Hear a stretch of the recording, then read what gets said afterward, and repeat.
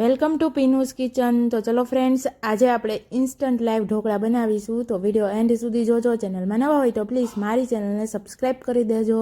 રોજ રોજ નવી નવી રેસીપી જોવા માટે પીનુસ કિચનને પ્લીઝ સબસ્ક્રાઈબ કરી દેજો।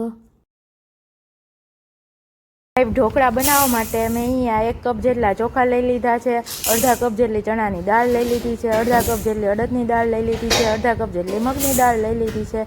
તેને સારી રીતે પાણીથી વોશ કરી લેવાની છે।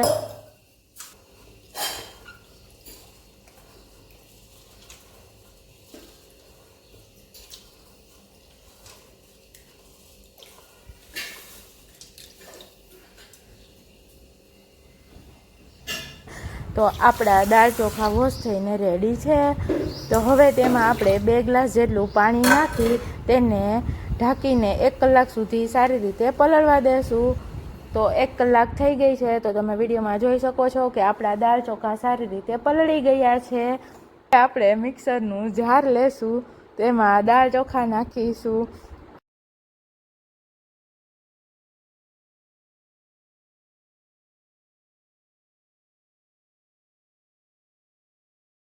આદુ મરચાં નાખીશું, થોડું એવું ખાટું દહીં નાખીશું,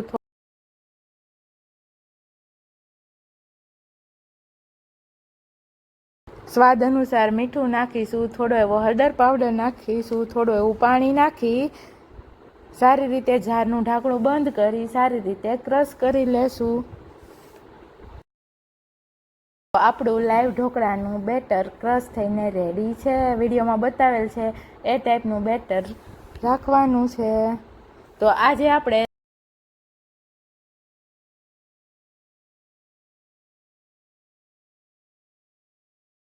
લાઈવ ઢોકળા ઇન્સ્ટન્ટ બનાવવાના છે, એટલે આથો લાવવાની બિલકુલ જરૂર નથી। તો હવે આપણે બેટરમાં 1 પેકેટ જેટલો ઈનો નાખીશું, ઉપરથી થોડું એવું પાણી નાખીશું જેથી ઈનો એક્ટિવેટ થઈ જાય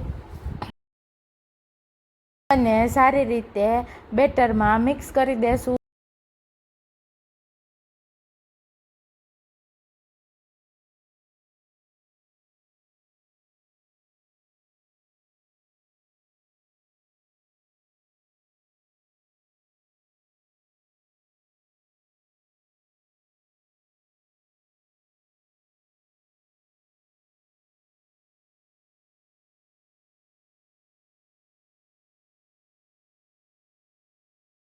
તો આપણું લાઈવ ઢોકળાનું બેટર રેડી છે।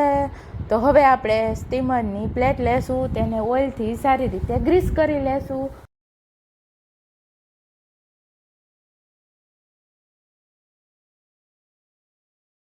તો આપણી પ્લેટ સારી રીતે ગ્રીસ થઈને રેડી છે। તો હવે આપણે તેમાં ઢોકળાનું બેટર નાખીશું અને સારી રીતે સ્પ્રેડ કરી દેશું।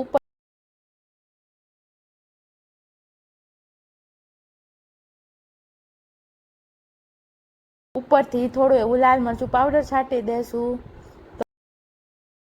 તો મેં અહીંયા સ્ટીમર પહેલેથી જ ગરમ કરવા મૂકી દીધેલ હતું। તો હવે આપણે તેમાં સારી રીતે પ્લેટ ગોઠવી દેશું।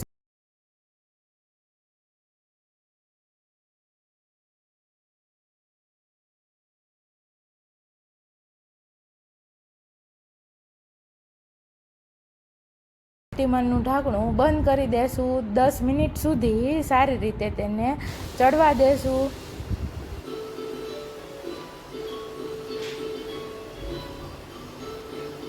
દસ મિનિટ થઈ ગઈ છે। તો તમે વિડીયોમાં જોઈ શકો છો કે આપણા ઢોકળા સારી રીતે બની ગયા છે। તો હવે આપણે સ્ટીમરમાંથી પ્લેટ સારી રીતે બહાર કાઢી લેશું અને એક સરખા પીસીસમાં ઢોકળાને કટ કરી લેશું।